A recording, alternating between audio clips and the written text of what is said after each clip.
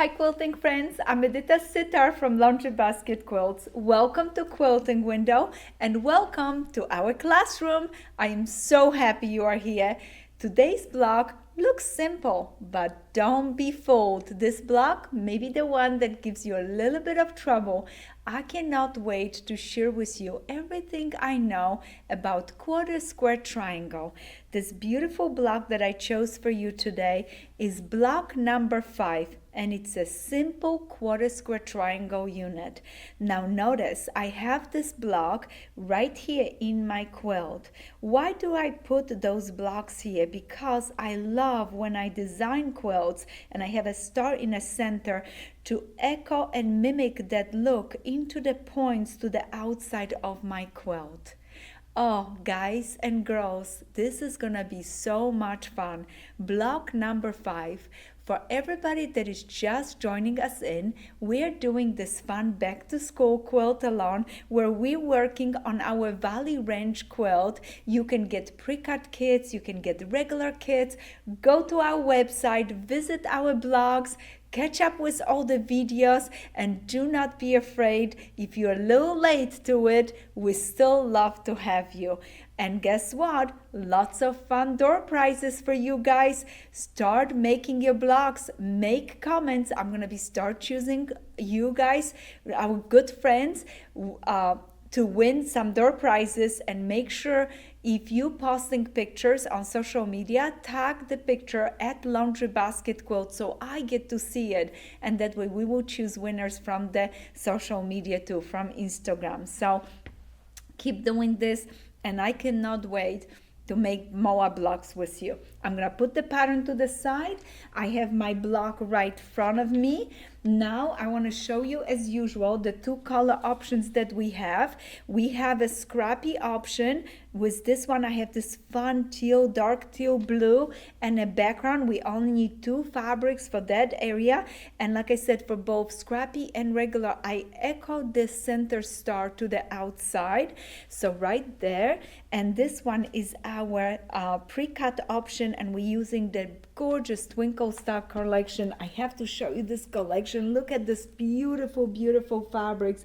Yellows, pinks, oranges, purples, blacks, blues. This collection is perfect for any quilter that want to infuse extra color into the projects. And I have to tell you, I've been working with this pre-cut kit. It is so easy to work with. The fabric quality is so lovely. So if you wanted to do it, get a pre-cut kit or get a bundle, get a pattern, and join us right in. Now today's block, as I said, is quarter square triangle. Quarter square triangles, you can go to our lesson number 1, are cut from a square twice diagonally to 4 quarter square triangle. We use 2 and 2 from 2 different colors. We use 2 darks and 2 lights, but they were cut from squares twice diagonally, and I'm gonna use the other 2 in a different block. Now this is what you're gonna do. You're gonna lay out your block, and then you're gonna place your pieces right sides together just like this. It's easy to get confused and sew them a little bit upside down, so make sure you have them organized nice. And what I like to do is, look at, I lay them up on my cutting board. I don't even try to match them in my hands. I lay them on my cutting board, match them perfectly, and I get a pin right here, just maybe an inch away from this end, and right here an inch away from the starting point. And because it's such a long distance, I also would like to have a pin right through the middle. Now I feel that I can put this right under my foot of my sewing machine and start stitching. Now be careful, because it is so easy.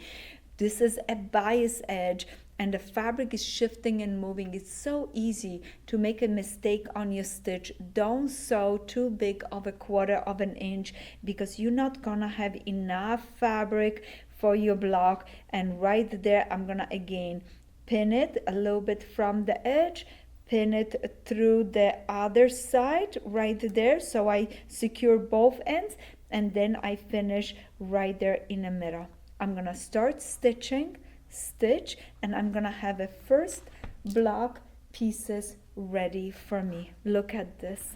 So I just sew this right there, nice 1/4 inch. If you need to, grab your ruler, check your 1/4 inch. As I was sewing my blocks, I was watching TV and was not paying good attention. I wish I was a little bit more shy on my 1/4 inch seam allowance, because I was a little bit generous and it didn't give me a lot of room to trim. And especially when the kit is pre-cut for you, you don't have that option to, have extra fabric to trim. For anybody that is cutting their own fabric, you can always, for 1/4 square triangles, you can always cut it at least 1/8, 1/4 inch bigger, and it gives you a little bit more option to trim. Why am I so careful with this block?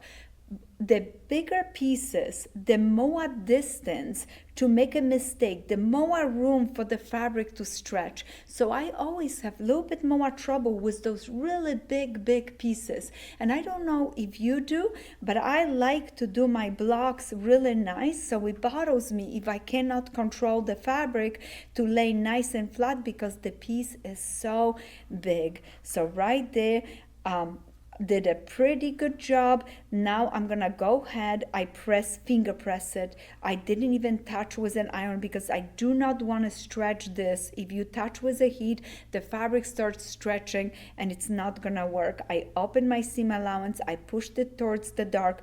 Now I'm gonna place both pieces together, and look at this seam is even longer and it's all biased. So I'm very careful how I'm going to be sewing this. I'm going to be using a lot of pins.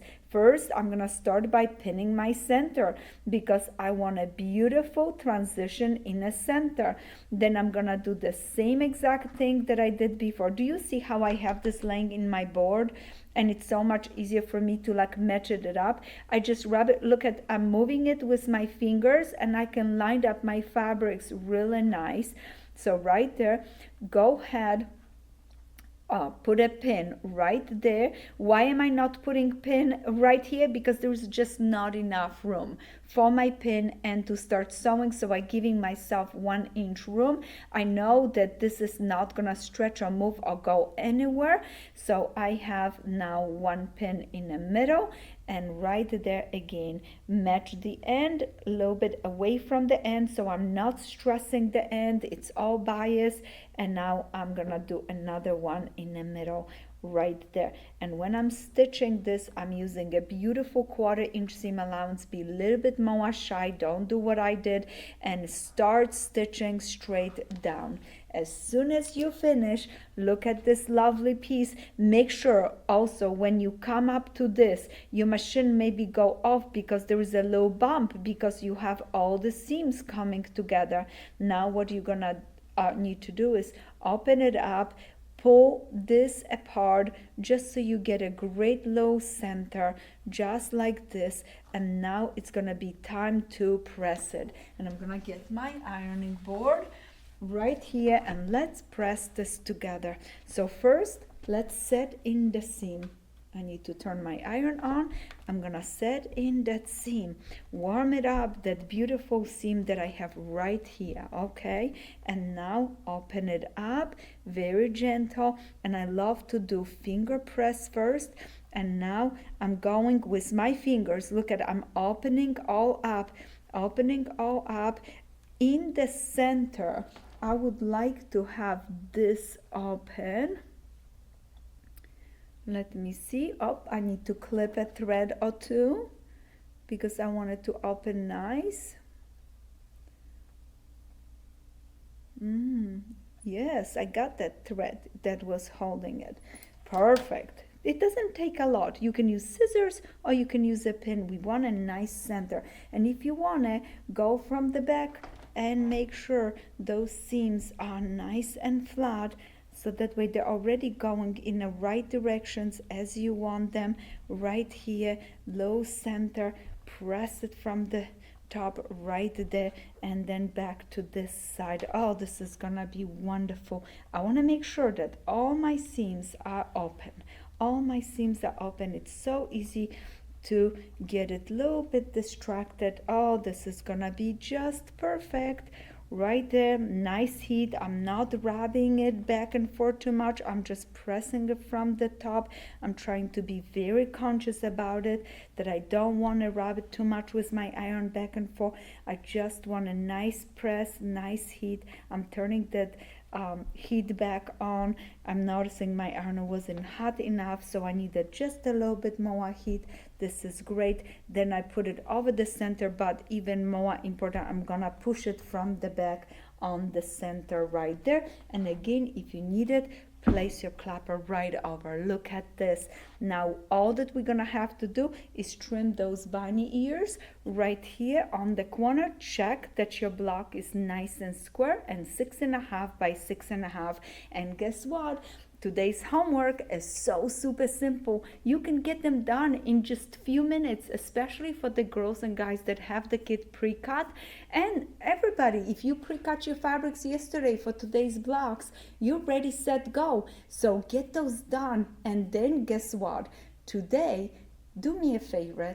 Go for a nice walk. Grab your water, go for a nice walk, and be ready with a lot of fun energies for tomorrow, because tomorrow's block may be a little bit more difficult. As soon as I said, as soon as you have it pressed, look at how nice and flat it lays. This is really nice. I love this. This is perfect. Let's check. How did we do? Oh, finally, not too bad, not too bad. I still a little bit, I have to work. I have to pay more attention to get it even better. I don't have much to trim. So for this block, I recommend a little bit smaller 1/4 inch seam allowance. Pay attention. It's so easy with the bias edges to lose the track of it, and maybe turn the TV off, listen to some music instead of watch TV and try to sew. I didn't do a good job on my homework. Okay, so right there, this is the next block that we have to do, and I can't wait to see you guys tomorrow for another beautiful block. And guess what? Tomorrow is day number 6. We are halfway through our blocks. Make sure keep up with your homework. With the end of the event, we're going to be asking you for showing us pictures. There will be a great door prizes for anybody that get involved and keep up with the blocks and keep learning and keep learning. So today's lesson, less is better. What do I mean by that? When you're stitching a bigger pieces and you need a little bit more room, and especially when you're stitching on a bias, less is more by keeping a little bit shy 1/4 inch seam allowance, so you have a little bit more room to press and trim your blocks. I hope you have enjoyed the show, and I look forward to see you tomorrow back in our classroom for another fun lesson. Happy quilting!